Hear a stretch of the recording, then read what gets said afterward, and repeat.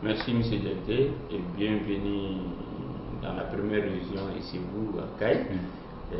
Aujourd'hui, est-ce que vous pouvez nous dire quel est l'objectif de votre mission ici à Caille? Merci, je pense que ma mission elle est double. Dans un premier temps, je suis venu, j'ai perdu ma maman, que Binta Kaba Diakité, qui est décédée, donc je suis venu pour les condoléances. Et la deuxième de ma mission, c'est aussi rencontrer les membres du CPCD, qui est le comité de pilotage du Djomboku, qui regroupe les 6 communes du Djomboku et de Sorojamanou, et dont je suis le président de l'ACEDES, Association de communes de Djomboku et de Sorojamanou en France. Je suis là pour les rencontrer afin de pouvoir organiser les 10 ans de l'ACEDES à Paris. Okay. Merci. On est à quelques jours en tout cas de cette assemblée générale. Quels seront les grands points de cette assemblée? Merci. Je pense que les grands points de l'assemblée générale, dans un premier temps, c'est de permettre aux maires, aux différents représentants de 6 communes, de pouvoir rencontrer la diaspora. Cette diaspora qui est là depuis des années, qui a fait des actions concrètes sur le terrain, et en fait c'est pour faire une évaluation de tout ce que la CEDES a pu faire pendant les 10 années de son existence dans les différents domaines, à savoir l'eau et l'assainissement, et puis un peu dans le domaine de l'agriculture et de la santé.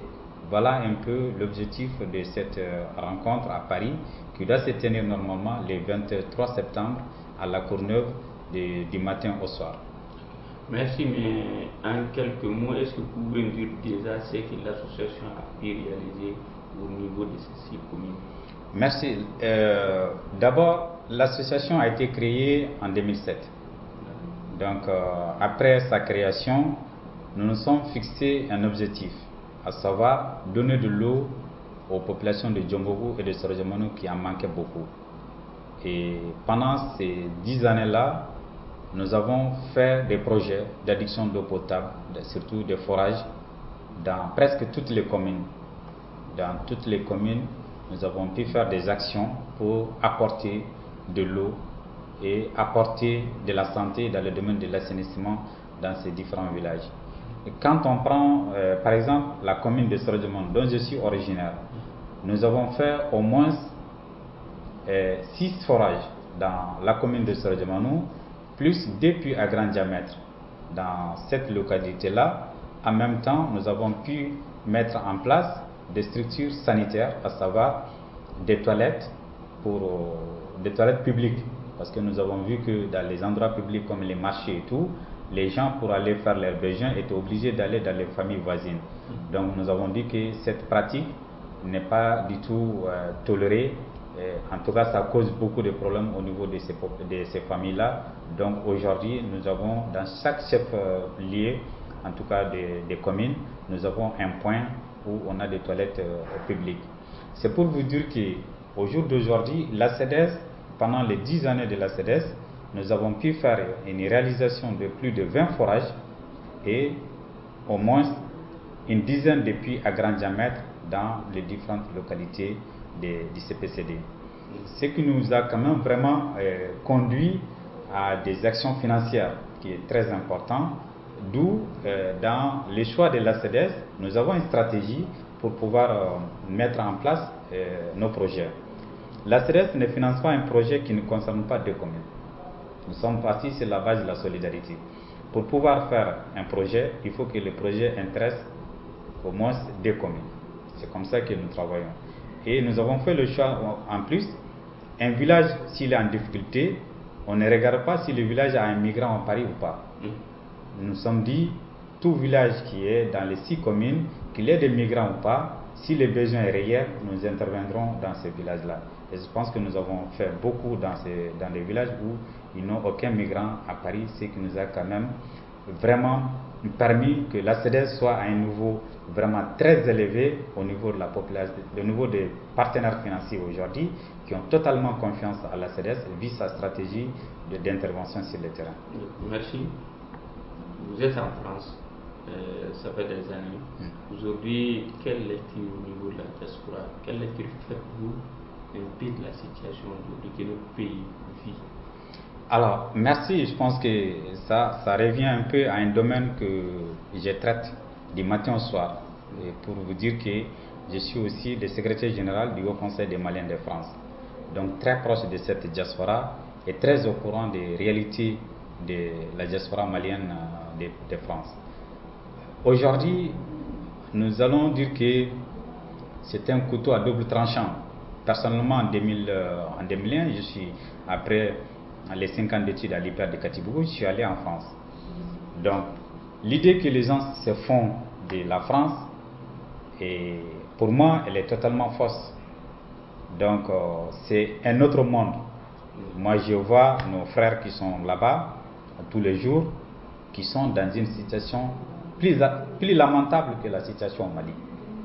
Et cette situation, elle est inquiétante. Nous avons, au niveau du Haut Conseil des Maliens de France, nous avons interpellé plusieurs fois les autorités maliennes pour leur dire, faites attention, aujourd'hui, il y a une vague d'immigration qui est là. Vous trouverez que c'est des jeunes entre 15 et 25 ans qui sont là, et souvent qui se disent des réfugiés, parce qu'ils sont venus, la plupart passent par la Libye, et on sait, nos camarades du Haut Conseil qui sont en Libye, on est en contact permanent avec eux, on sait comment ils gèrent la situation là-bas. Ils sont dépassés par cette situation-là. Et ces jeunes, une fois arrivés à Paris, c'est là où les problèmes commencent. Parce que quand ton enfant t'appelle pour te dire que je suis en Italie, j'étais au village tout à l'heure, j'ai vu les gens sont contents. Ouais, mon fils il est en Italie. Sans savoir comment il a pu être en Italie. Quelle souffrance il se trouve aujourd'hui.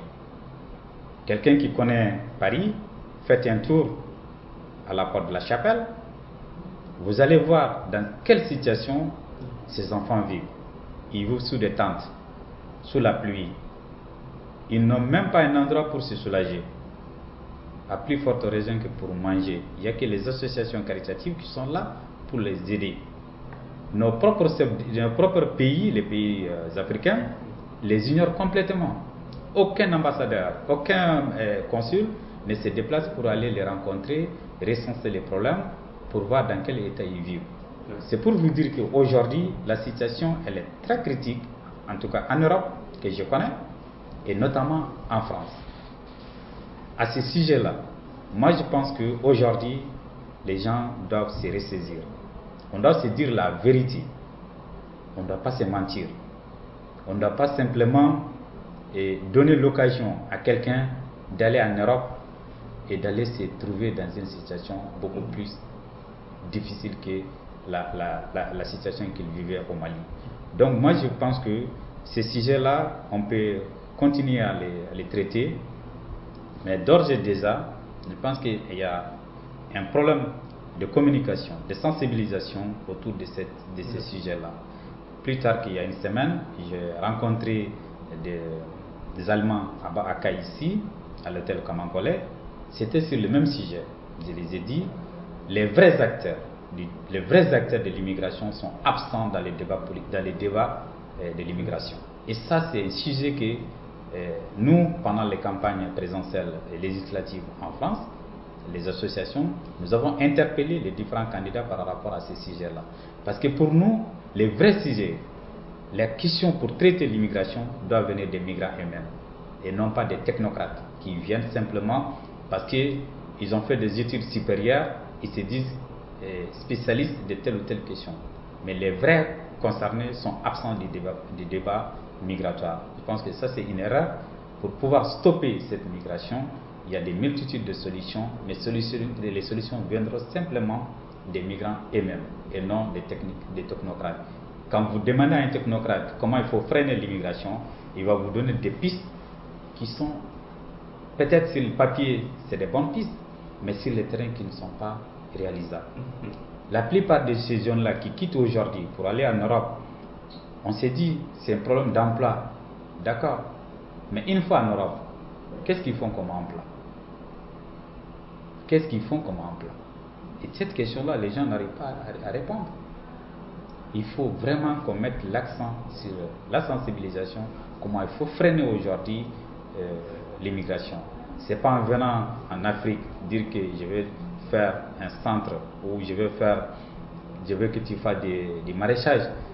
Les fils d'un agriculteur, tu lui demandes de faire du maraîchage, je vous avoue qu'il va dire que c'est pas la peine. Ça ne l'intéresse pas. Il faut d'abord voir l'intérêt même pour cette personne-là, qu'est-ce qu'il veut réellement pour pouvoir travailler. Je pense que toute la question aujourd'hui, elle est là. Il faut que les débats soient ouverts et que les vrais concernés puissent en débattre avec les spécialistes pour trouver des différentes pistes pour pouvoir s'en sortir. Donc, M. Jacquet, nous vous remercions en tout cas d'avoir effectué cette visite chez nous dans le locaux du groupe Média Kayinfo. Merci beaucoup. Merci réellement pour cette intervention aussi qui va beaucoup nous servir. Merci.